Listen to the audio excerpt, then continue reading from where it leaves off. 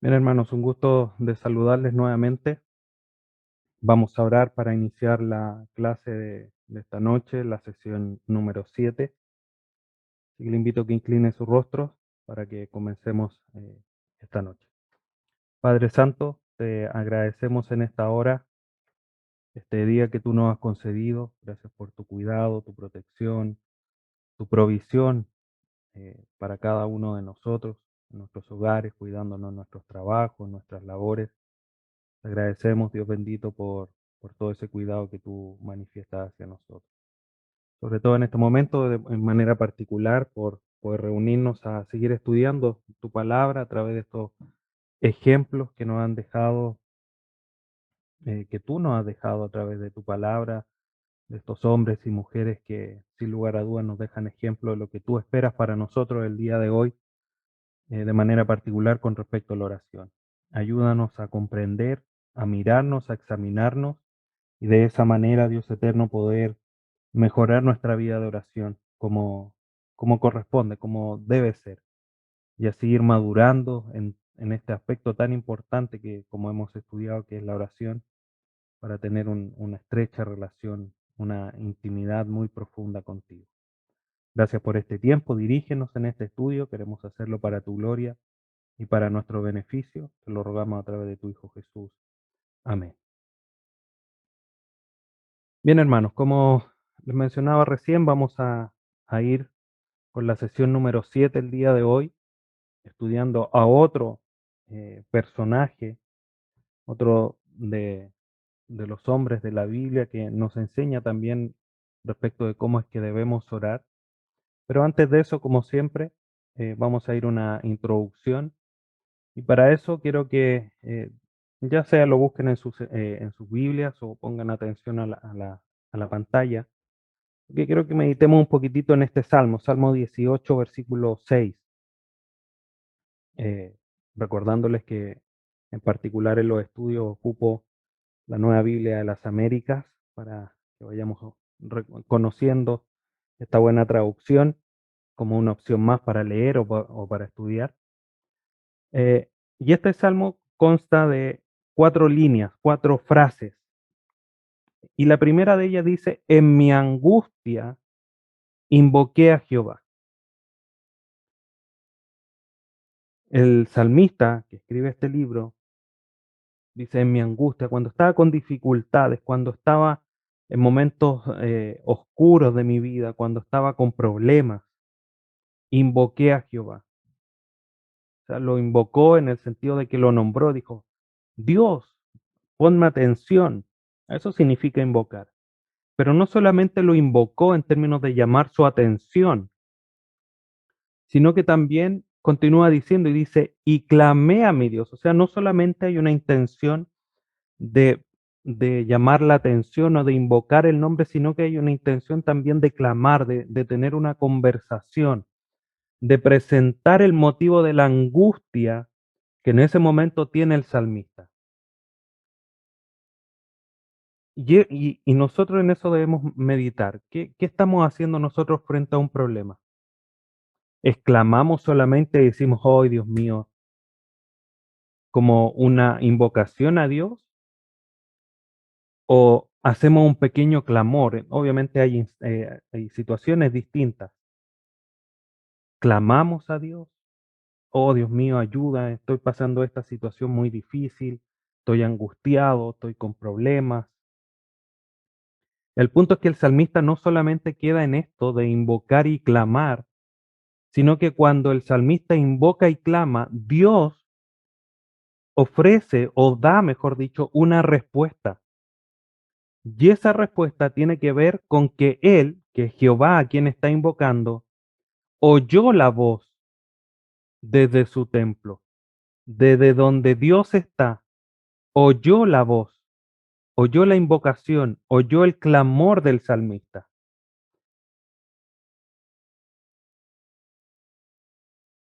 Y no solamente Dios lo escuchó,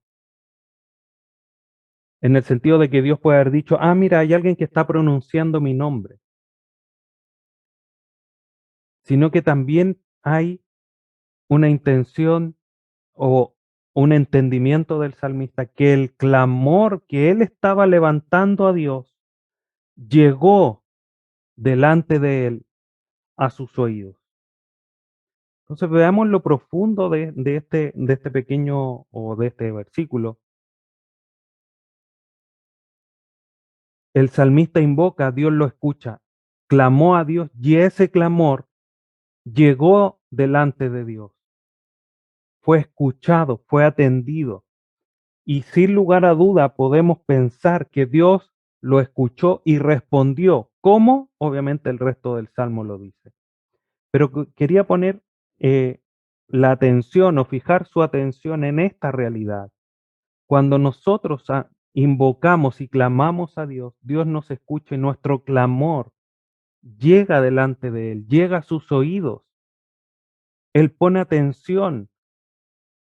El mejor, pero sí, pastor, esto usted ya lo ha dicho, ya hemos estudiado, pero quiero seguir un poco insistiendo, porque es lo que la Biblia hace. Si nosotros notamos en las Escrituras, los salmos están llenos de este tipo de pasajes, donde yo clamé, el Señor me escuchó, yo invoqué y Él oyó mi voz, eh, mi clamor llegó delante de sus oídos. Hay muchos pasajes que hablan de esto. Por lo tanto, es algo que a través de las escrituras nosotros vemos, es una realidad que las escrituras nos repiten. Y nosotros necesitamos también que se nos repita esta realidad. Y esto nos tiene que animar, sin lugar a dudas, porque cuando nosotros clamamos a Dios, Él nos escucha. Pero no solamente nos escucha, nos pone atención, sus oídos están atentos. Y eso es una dicha sin lugar a duda que es muy grande. Es una gran bendición que debemos de considerar. Y sin lugar a duda que esta realidad se hace patente en la vida del siguiente personaje que nosotros vamos a estar estudiando. Y que como les mencioné la vez anterior, es la vida de oración de David. David nos deja a través de los salmos y de otros pasajes muchos ejemplos muy importantes e interesantes que nosotros debemos de tener atención y de evaluarnos.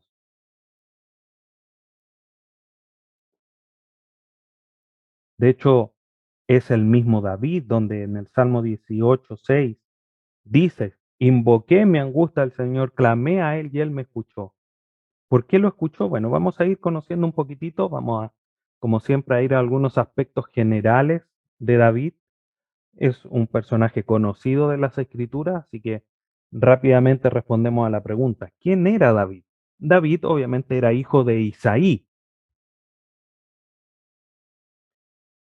Isaí era hijo de otro personaje muy conocido, de Ruth, obviamente con Obed, de ahí nació, perdón, con Boz, de ahí nació Obed, de ahí Isaí y después David. Esa es más o menos la línea genealógica, el árbol genealógico de David para conectar un poquitito la historia. Eh, Otro aspecto de quién era David, David sirvió al rey Saúl. Eh, es un pasaje conocido aquel donde Saúl llama y dice, alguien que venga a tocar un instrumento para que traiga paz a mi alma, y alguien le menciona, hay un pastor que cuida ovejas, que toca muy bien, y lo llaman y él toca y sirve al rey, y cuando él toca el instrumento, calma el alma del rey Saúl, y lo sirvió mucho tiempo. Pero a la larga, cuando Saúl comenzó a darse cuenta y entendió que David era el próximo rey, eh, lo persiguió, lo persiguió, trató obviamente de matarlo, no fue solamente una persecución como para meterle susto, por decirlo así, sino que fue perseguido con la intención de matarlo. Muchas veces Dios lo libró, hasta que David fue ungido por el mismo Samuel que vimos la vez anterior, como el segundo rey de Israel y el rey finalmente que Dios quería establecer en, eh, en el reinado sobre su pueblo, mejor dicho. Entonces, este es más o menos David. Hay otras historias, pero en términos generales, estos son los aspectos más básicos de quién era David. Obviamente era un salmista, era un rey, escribió muchos de los salmos que hoy día nosotros tenemos en nuestra Biblia. eh, Así que hay una larga, larga historia de David, es un personaje muy, muy conocido. Y a quien obviamente Dios también le dio una promesa de que de su descendencia iba a tener una permanencia en el reinado, en el trono. Y de ahí iba a venir también, de esa línea iba a venir quien iba a reinar de manera permanente, de manera posterior. Entonces hay un pacto David con David también en ese sentido. Ahora, aquí hay un error en esta diapositiva. Dice la principal característica de Samuel, no es Samuel, estamos hablando de David. Eh, ¿Cuáles eran las principales características de este varón, de David? Primero, que era un varón conforme al corazón de Dios. Y alguien podría decir, pero pastor, David fue alguien que pecó de una manera muy terrible y lo recordamos, se metió con la esposa de uno de sus guardias o de sus hombres de soldado de confianza, incluso lo mandó a matar, mandó la carta con la indicación de que, de que lo pusieran en el lugar más peligroso con él mismo. Fue una historia muy, muy trágica. Pero a pesar de eso, la disposición que David tenía en favor de Dios lo hace ser un varón conforme al corazón de Dios, porque se arrepiente, porque hay una indicación, hay una intención de querer estar bien siempre delante de los ojos de Dios. Y eso es maravilloso. Y eso finalmente lo que lleva a Dios a decir, a este es un varón conforme a mi corazón, conforme a mi voluntad. Pero además de eso, eh, era un hombre que presentaba celos por Dios. Ustedes después pueden revisar los pasajes que están ahí en la imagen. Ahí en Salmo 17, perdón, en Samuel, primer libro de Samuel 17, encontramos esa historia donde David siente un celo profundo por Dios, ver cómo es que aquel filisteo menosprecia, pisotea en términos de cómo se refiere a ellos, Goliat, al pueblo, al ejército de Jehová, al pueblo de Dios. Y él siente un celo profundo que lo lleva incluso a presentarse delante de él, que cómo era posible. Y tenía, y eso mostró, como lo vamos a ver en un momento, la confianza plena que sentía en Jehová. Era un hombre celoso, un hombre conforme al corazón de Dios, pero también era un hombre que tenía una confianza plena en Dios. Cuando se presentó en este mismo pasaje, en el primer libro de Samuel 17, se presenta delante de Goliat. Dice, yo no lo voy a vencer, lo va a vencer Jehová de los ejércitos. Él va a dar la victoria. Él sabía que en su condición humana no tenía ninguna posibilidad de ganarle a Goliat. Su confianza estaba en Dios y porque él no iba a permitir que se menospreciara o se hablara mal del pueblo de Dios y del mismo Dios.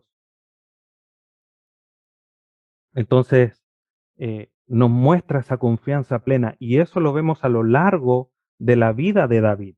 Obviamente con altos y bajos, con situaciones de pecado, con situaciones donde mostró quizás no tanta confianza en Dios.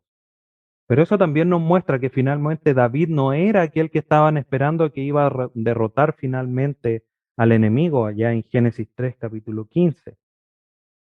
Era un hombre quizás con mucho apego, con mucha confianza en Dios, celoso de Dios, pero con deficiencias. No era él el hombre o el Mesías que estaba esperando el pueblo de Israel. Y este David, con sus falencias, con sus principales características, con sus virtudes, y este varón nos deja algunas enseñanzas importantes respecto de la oración, que es lo que vamos a ver ahora. Y lo primero que podemos recalcar de la vida de oración de David es el hecho que él confió en Dios, como recién lo mencionaba. Si nosotros vamos al primer libro de Samuel, capítulo 17, versículos 45 y 46. Dice lo siguiente, primer libro de Samuel 17, 45 y 46. Dice, entonces dijo David al filisteo, tú vienes a mí con espada, lanza y jabalina, pero yo vengo a ti en el nombre del Señor de los ejércitos, el Dios de los escuadrones de Israel, a quien tú has desafiado. El Señor te entregará hoy en mis manos, y yo te derribaré, y te cortaré la cabeza, y daré hoy los cadáveres del ejército de los filisteos a las aves del cielo y a las fieras de la tierra, para que toda la tierra sepa que hay Dios en Israel. Vemos esta confianza profunda de David hacia Dios. Ahora, este pasaje tampoco debemos mal entenderlo, hermano, en el sentido de que, eh, entonces si confío en Dios, Dios me va a entregar todo en mis manos y Él va a favorecer que yo gane la victoria en alguna situación. No, pero David conocía muy bien al Señor, a Jehová. Lo conocía muy bien y sabía que estaba actuando. Era un hombre conforme al corazón de Dios, lo vamos a ver en unos segundos. Y como ya lo mencioné también. Entonces, ese apego, esa intimidad hace que uno tenga esa confianza. Por eso es importante conocer a Dios, como ya lo hemos mencionado en otras ocasiones. Importante conocer a Dios, porque a la medida que nosotros conocemos a Dios y tenemos la certeza plena, basada en las Escrituras, que estamos haciendo la voluntad de Dios, nuestra confianza de lo que estamos pidiendo a Dios es conforme a lo que Él dice, obviamente sabemos que va a ser hecho. ¿En qué momento? No podemos asegurarlo, pero sí podemos tener esa seguridad, esa tranquilidad, esa confianza en Dios.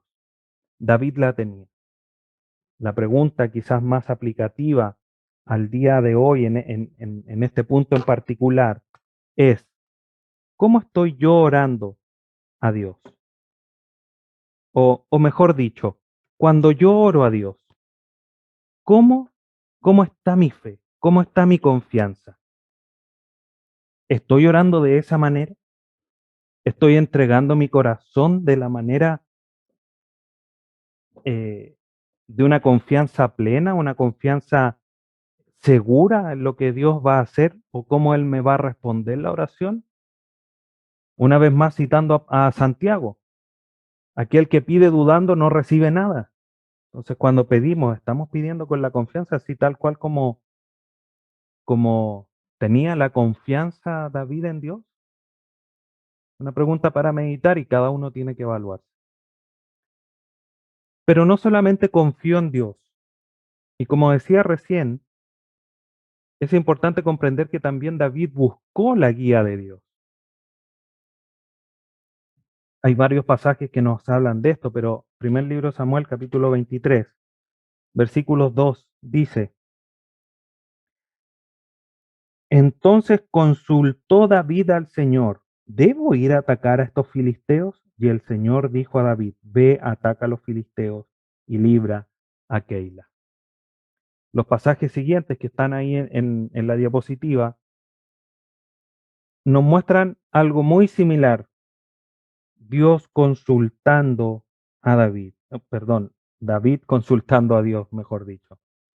David consultando a Dios, buscando la guía de Dios. Dios, hago esto, Dios, hago esto, tengo que ir allá, tengo que ir por este camino, tengo que realizar esta tarea. Y yo creo que la pregunta aplicativa no es muy difícil de comprender para el día de hoy nosotros, en algo tan particular. David buscó la guía de Dios. Antes de hacer las cosas, no fue, David hizo las cosas y decir, Señor, tenía que venir por aquí o tenía que hacer esto. Era antes. ¿Debo atacar? ¿Tengo que ir en contra de ellos? ¿Debo ir por aquí? ¿Debo ir por allá? ¿Cómo lo estamos haciendo nosotros el día de hoy? ¿Buscamos primero la guía de Dios? Segundo, esa guía de Dios la estamos buscando como confirmación de nuestro deseo de cómo queremos hacer nosotros las cosas, o lo estamos buscando para que Dios nos diga cómo hacer las cosas. Porque muchas veces nos vemos entrampados en escuchar o querer escuchar lo que nosotros queremos oír y no buscar lo que Dios tenga que decir. Dicho de otra manera, quizás con de una manera un poco más clara, buscamos que Dios nos diga lo que debemos hacer o que Dios nos confirme lo que nosotros queremos hacer. David buscó la guía de Dios. Aquí en este pasaje, en el capítulo 23, Dios le dice, sí, anda y ataca. Pero quizás en otro ejemplo, Dios le puede haber dicho, no, no lo ataques. ¿Y qué hace David? No lo ataca. En este pasaje lo atacó conforme lo que Dios le había respondido. Entonces en eso nosotros debemos aprender mucho, hermanos. Cada uno tiene que evaluarse. Si hay alguien que lo está haciendo así, la gloria es para Dios. Y es una conducta que hay que reafirmar. Los que no lo hacemos así en muchas ocasiones, debemos reforzarlo, porque muchos erramos en esto. Terminamos haciendo las cosas primero y después pidiéndole a Dios que lo confirme. Conversaba con un pastor un tiempo atrás y esta era una de las cosas que conversábamos justamente, de los errores que muchas veces uno dice, vamos a hacer esto y uno lo empieza a hacer y cuando ya lo está haciendo le dice, Señor, mira, estamos haciendo esto, tú confirma tu obra. No, el camino no es ese. Conversábamos con un pastor de Argentina. No, nosotros debemos buscar la dirección antes. Señor, mira, queremos esto, esto, esto. ¿Es esto lo que debemos hacer? Confírmalo tú para nosotros proceder, para nosotros actuar. Debemos aprender de esto, hermanos, de este ejemplo que nos deja David. Pero David no solo confiaba en Dios, no solo buscaba la guía de Dios, sino que también tenía sed de Dios. Dejamos una marca aquí en el primer libro de Samuel porque vamos a volver a ver en un momento. Pero miren cómo los apóstoles aquí en Hechos capítulo 13 hablan de David. Hechos 13, 22.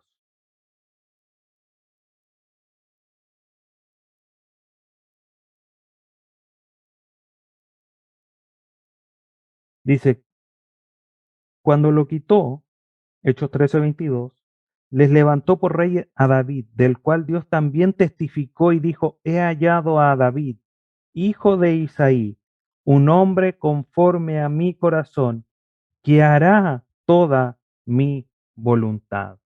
Y este pasaje se complementa con el Salmo 63.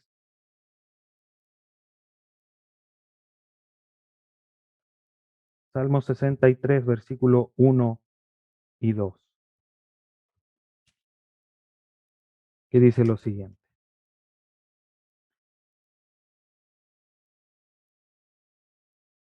Oh Dios, Salmo 63, tú eres mi Dios, te buscaré con afán. Mi alma tiene sed de ti, mi carne te anhela, cual tierra seca y árida donde no hay agua. Así te contemplaba en el santuario para ver tu poder y tu gloria. Una de las características de por qué David era un hombre conforme al corazón de Dios era porque tenía sed de Dios, porque lo buscaba. Como dice un salmo conocido, como el ciervo brama por las corrientes de las aguas aquí, así clama, oh Dios, por ti el alma mía. Un ciervo después de recorrer muchos lugares, muchos bosques, y llega a un arroyo, brama por esa agua fresca que le va a dar energía. ¿Tenemos nosotros esa sed de Dios? ¿Tenemos nosotros en medio del desierto que nos toca vivir durante día a día en nuestra vida, en el trabajo, los estudios, en el mismo hogar, donde hay situaciones difíciles? donde nos consumen las fuerzas, la energía. Recuerdo en una ocasión con mi familia, subimos un cerro por mucho, mucho tiempo, horas, y se nos acabó la provisión de agua que llevábamos. Y no había un lugar donde sacar agua. El arroyo que corría bajaba desde del deshielo a través de un volcán y venía el agua obviamente con ceniza, era un agua ploma. No podíamos tomar de esa agua. Cuando regresamos, después de haber caminado por lo menos 4 o 6 horas, ya sin haber podido tomar nada de agua, llegamos a un lugar donde nos compramos una bebida y fue una, una bebida, éramos como 4 o 5, si no mal recuerdo, eh, y nos tomamos una bebida, pero en nada, un par de minutos.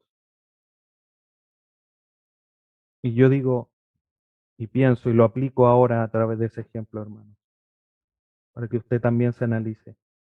En el diario vivir de nuestro tránsito diario, donde nos toca enfrentar montañas muchas veces de situaciones difíciles,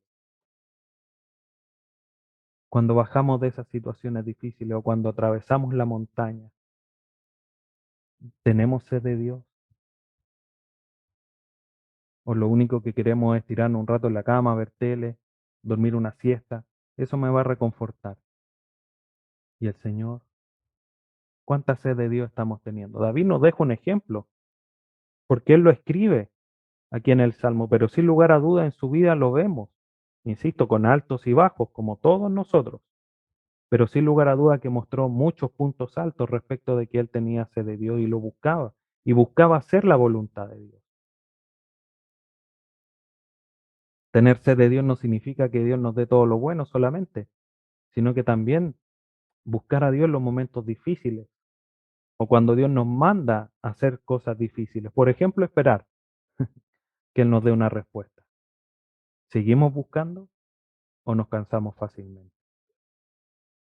David tenía sed de Dios y lo mostraba así en sus oraciones. Pero además, cuarta característica de David, comprendió el valor del tiempo. Otro factor muy importante que nosotros también debemos de considerar. Hay un pasaje en el Nuevo Testamento donde dice aprovechando bien el tiempo porque los tiempos son malos. Hay otros pasajes que también hablan después de la buena administración. Otros pasajes hablan de la redención del tiempo. Pero mire lo que dice aquí el Salmo 39,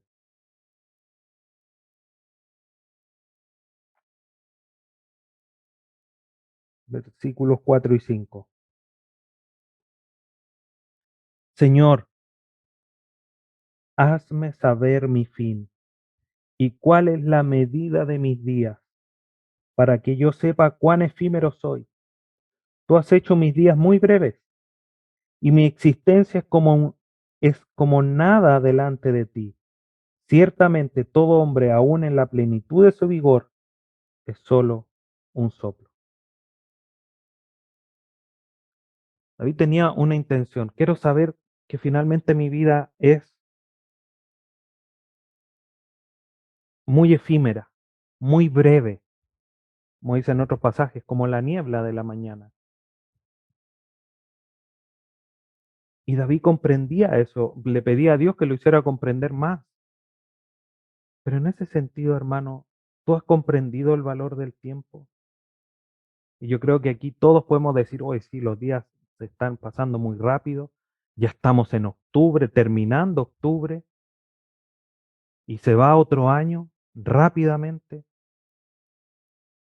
y entendiendo que el tiempo pasa así, y que el tiempo tiene un valor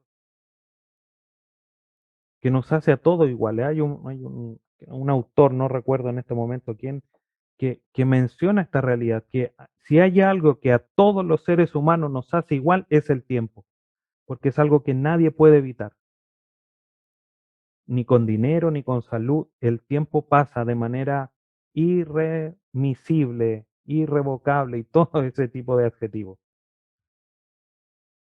Y yo creo que estamos todos de acuerdo al respecto. El punto es cómo estamos actuando en favor de eso. Si sabemos que nuestro tiempo es corto, es breve, que el tiempo se pasa rápido, ¿cómo lo estamos aprovechando para presentarnos delante de Dios? Podemos decir como David, hazme entender cuál es el fin, cuánto tiempo me queda.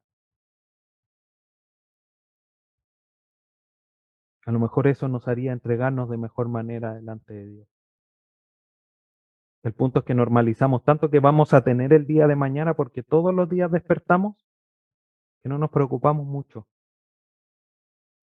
Pero nuestra vida de oración debería ser ejemplar porque yo no sé si voy a despertar mañana. O si desperté, no sé si voy a volver a dormirme en la noche. Y puede sonar trágico, puede decir, no, pastor, pero no diga eso, porque es tan negativo. Pero ¿acaso no es la realidad de lo que puede suceder? Nuestra vida está en las manos de Dios, nuestra vida física, nuestra vida espiritual está segura, pero nuestra vida física está en las manos de Dios y Él puede decidir hasta dónde llegamos finalmente. Por lo tanto, debemos comprender que debemos utilizar bien nuestro tiempo. Por supuesto que hay responsabilidades que cumplir, laborales, de estudio, eh, compromisos familiares, etcétera. Sí las hay, pero estoy disponiendo tiempo para buscar a Dios en lo breve de mi tiempo. El Señor nos ayude, hermanos, para evaluarnos en eso. También pidió perdón. ¿Pedimos perdón nosotros? Mira lo que dice el Salmo 32:5. Muchos de estos salmos nos muestran mucho de tantas emociones que no son malas, no debemos regirnos por ellas, pero somos seres emocionales con sentimientos. Salmo 32:5 dice, te manifesté mi pecado y no encubrí mi iniquidad. Dije, confesaré mis transgresiones al Señor y tú perdonaste la culpa de mi pecado. David no escondió sus pecados. Y eso es otro de los elementos que nos hace comprender que David tenía un corazón conforme a la voluntad de Dios, o con una vida, o él era un varón conforme al corazón de Dios. Es eso lo que Dios quiere de nosotros, que nosotros seamos capaces de decir, sí, Señor, pequé, perdóname, de corazón, de una manera sincera, como veíamos el día lunes, un, un- un pedir perdón en espíritu y en verdad, de manera honesta, basada en las escrituras, rogando a Dios que nos limpie de todo pecado. A pesar de que David pecó grandemente, también fue tan grande su arrepentimiento y su perdón. Por eso Dios lo perdonó. Las consecuencias no se borran, pero el perdón de Dios sí se puede obtener y se restaura la comunión con Él. Debemos pedir perdón por nuestros pecados, hermanos, ser muy conscientes de ellos. No, no por ser masoquista, por decirlo así, sino que porque estamos fallando a Dios. Yo creo que estamos todos conscientes que aún nos falta mucho para vivir una vida mucho más perfecta delante de Dios. Y mientras estemos en esta tierra vamos a seguir pecando. Y mientras estemos en esta tierra vamos a tener que seguir pidiendo perdón y arrepintiéndonos. Porque estamos fallando, estamos eh, blasfemando, se me fue la palabra en este momento, contra el eterno Dios, el ser más grande que existe. Entonces debemos de pedirle perdón. Y la vida de oración de David, junto con todo lo que hemos visto, también hay un punto muy, muy importante, que David lo tenía muy en consideración en todas sus oraciones.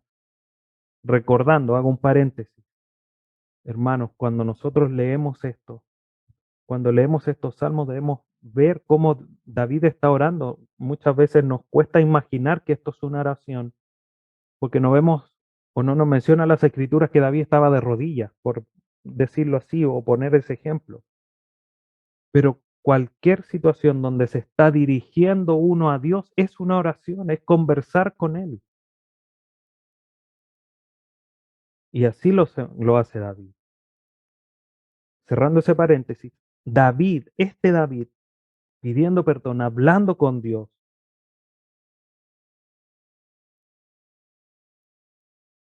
Veamos, y para reforzar lo que les estoy diciendo, aquí el mismo versículo 5, el Salmo 32, te manifesté mi pecado. Estás hablando con Dios. Señor, te dije que había pecado, manifesté mi pecado delante de ti, lo proclamé delante de tu presencia. Está hablando con Él, es una oración en modo de alabanza, pero una oración.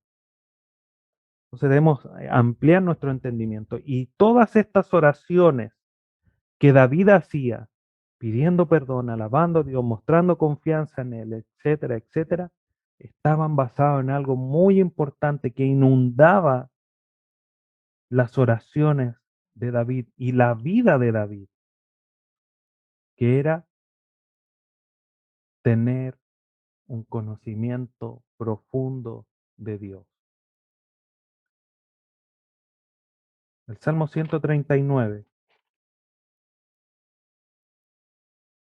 es muy profundo en cuanto a cómo David, quien escribe este salmo, manifiesta ese conocimiento, dos grandes atributos de Dios. La primera parte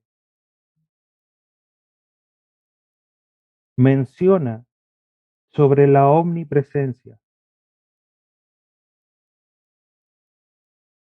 o la omnisciencia.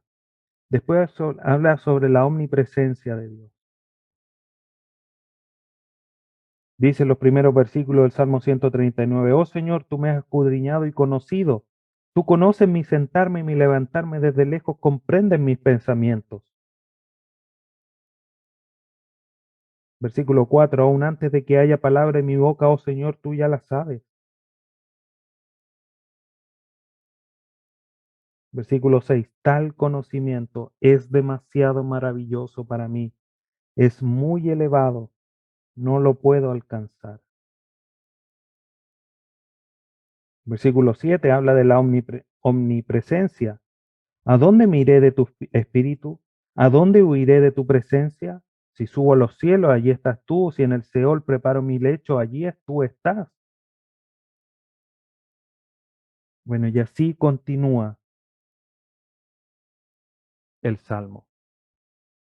Manifiesta esta realidad de un conocimiento tan profundo de Dios, de un conocimiento tan radical de Dios.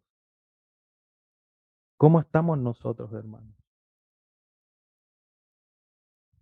Obviamente no tenemos todo ese conocimiento, no sabemos de las escrituras todo lo que la escritura dice, pero estamos buscando más de Dios, conocerle más a Dios.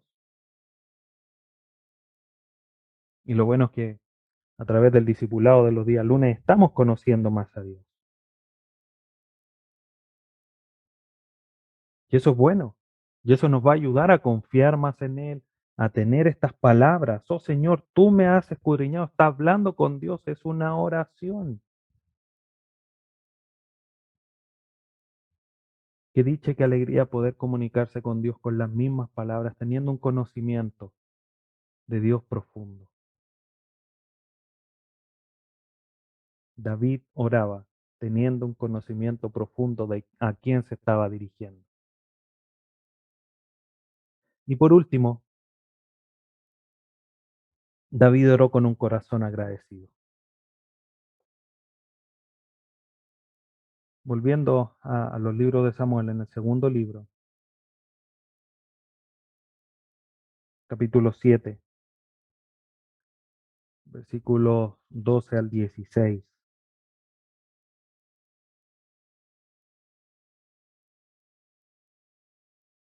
El Señor aquí le hace una promesa.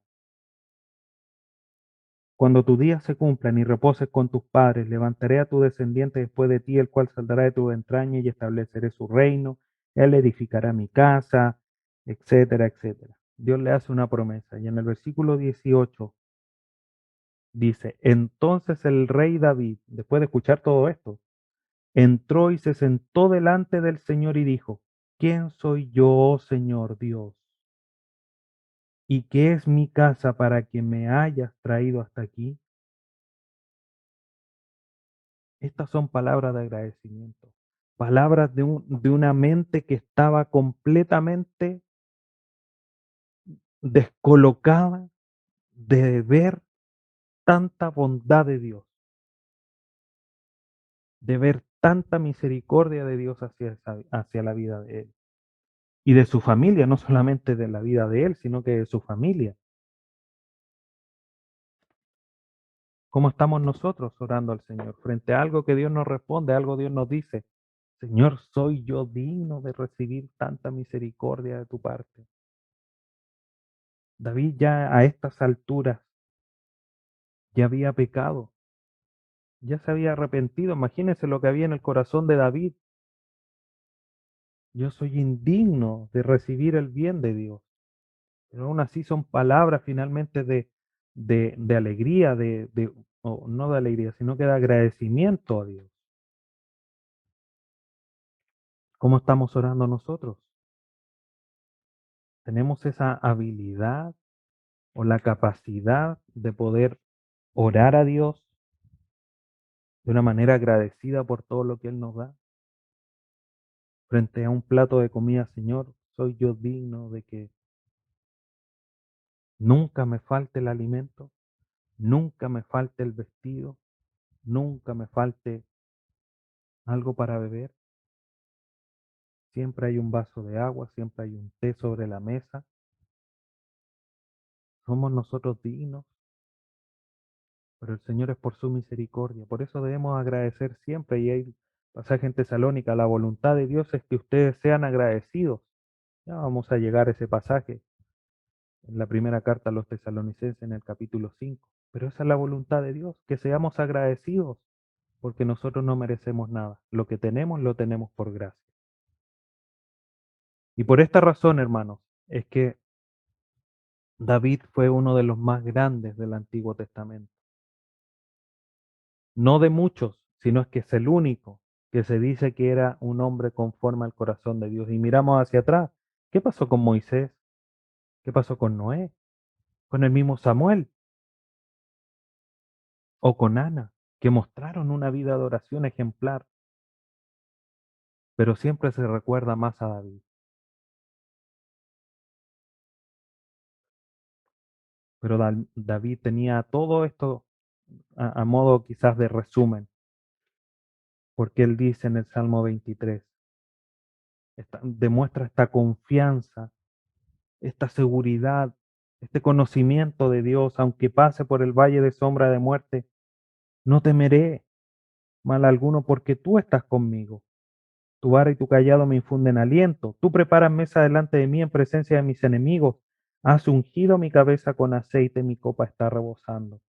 Ciertamente el bien y la misericordia me seguirán todos los días de mi vida y en la casa del Señor moraré por largos días. Ese es finalmente un, como les digo, a modo de resumen de lo que era David, cómo tenía esta comprensión de Dios David y cómo es que se comunicaba. Señor, por donde ande, yo no voy a temer porque tú estás conmigo. Tú me vas a proteger, vas a aderezar mesa delante de mí, me vas a proteger profundamente y me vas a bendecir de una manera que yo no comprendo. El bien y la misericordia me van a seguir y me van a alcanzar todos los días de mi vida. ¿Tenemos nosotros esa confianza plena en Dios? Si no la tenemos, debemos esforzarnos en tenerla. ¿Cómo? Conociendo más a Dios, buscando hacer cada día más su voluntad. No para ser uno de los más grandes de esta época, sino que para agradar a Dios y engrandecer su nombre. Para ir concluyendo, ¿qué aprendemos de la oración? Primero, prevé una perspectiva correcta. Cuando nosotros oramos, le pedimos, Señor, guíanos, el Señor nos abre el panorama, nos muestra el mapa, nos abre una comprensión mejor de las circunstancias y podemos comprender mejor las situaciones. Tenemos una perspectiva correcta.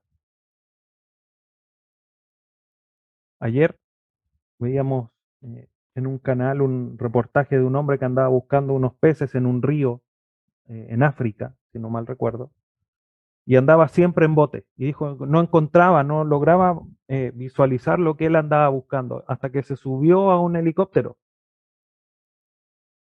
Y de un helicóptero comenzó a viajar hasta que en un momento vio lo que él necesitaba ver, que era ver que había una agrupación de aves, porque eso lo llevaba a comprender que en esa parte del río había más peces. Y así encontró lo que andaba buscando. La oración hace eso, nos eleva a tener una perspectiva correcta para ver lo que nosotros necesitamos ver, para que, porque a través de eso Dios nos guía. Mientras no oramos, como en este ejemplo, nos mantenemos en el bote, sin encontrar lo que andamos buscando.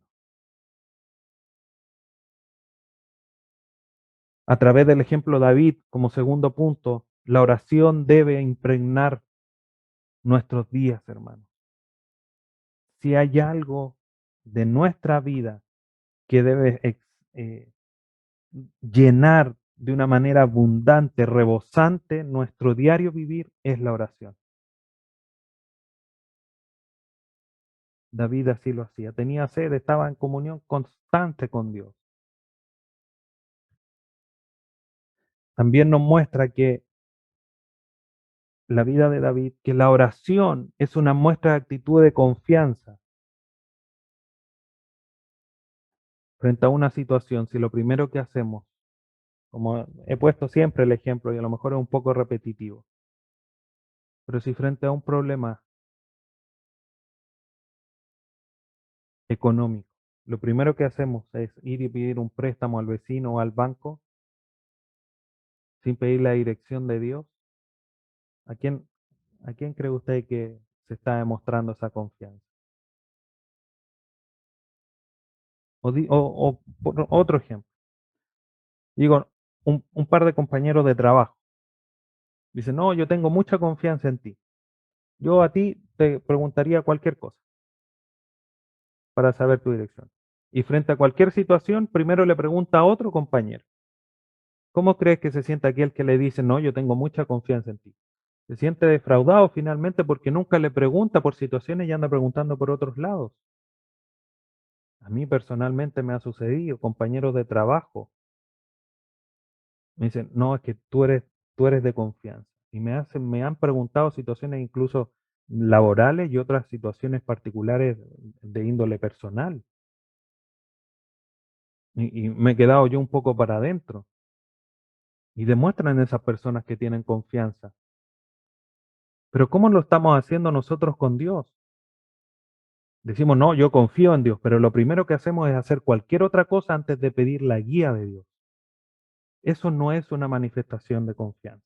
Cuando nosotros nos disponemos en oración y pedimos, Señor, guíanos, muéstranos el camino, muéstranos la perspectiva correcta, eso es una manifestación de confianza en Dios. Alguien que no ora no tiene confianza en Dios.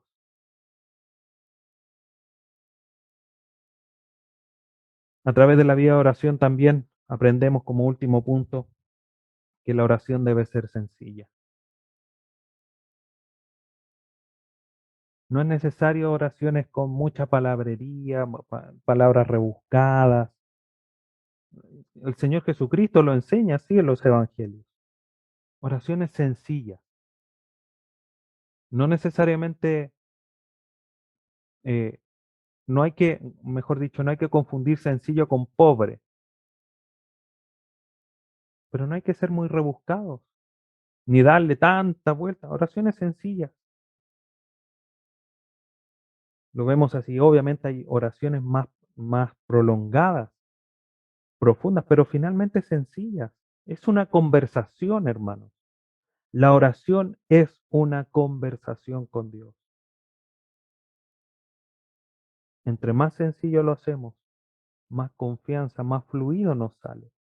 Y eso se logra a través de tener un mayor conocimiento de Él. Para concluir, quiero citar a esta frase de John Piper. Dice, en la oración admitimos nuestra pobreza y la prosperidad de Dios, nuestra bancarrota y su liberalidad, nuestra miseria y su misericordia. Es como el salmista, Señor, he pecado contra ti. Hazme conocer mis días, que yo soy breve, para conocer mejor tu misericordia, cómo es que tú me cuidas. A través de la oración nosotros nos ponemos de cierta manera en el lugar que nos corresponde, recordando lo que somos, pobres, en bancarrota, en miseria. Y si nuestra situación espiritual es distinta es por la gracia de Dios, pero es necesario recordar de dónde salimos y que muchas veces en nuestra vida tenemos pobreza espiritual, justamente porque no oramos. Hay bancarrota porque no conocemos a Dios. Y muchas veces no nos damos cuenta de que Dios nos ha bendecido con una misericordia tan grande a favor nuestro. Y eso muchas veces nos hace estar en miseria, porque no aprendemos a valorar lo que Dios nos da. El Señor nos ayude y podamos seguir este ejemplo de David. Vamos a orar, hermanos, para concluir la sesión del día de hoy. Padre eterno, te agradecemos en esta hora por este tiempo que nos has concedido de poder estar estudiando la vida de oración de David y que nos dejas enseñanzas que sin lugar a dudas nos confrontan, que nos hacen evaluarnos a nosotros cómo está nuestra vida de oración. Te damos gracias por eso, pero te rogamos, Padre Santo, que esto no quede como solamente una enseñanza, no solamente como un conocimiento de quién era David y cómo oraba David, sino que esto transforme nuestra vida en esta área de la oración que muchas veces nos cuesta tanto. Que estos ejemplos nos empujen a buscarte, a pedirte perdón por nuestra falta de oración y a disponernos en tus manos para poder vivir esa vida de oración que tanta falta nos hace y que tú demandas de nosotros. Te agradecemos, Padre Santo, por el ejemplo de cada uno de estos varones y mujeres que hemos estudiado, los que nos quedan aún por estudiar, que nos ayuden a no cometer los errores que ellos cometieron y hacer las cosas buenas que ellos hicieron y que fueron agradables delante de tus ojos. Te agradecemos por este tiempo, por esta enseñanza, a través de tu Hijo Jesús, nuestro Salvador. Amén.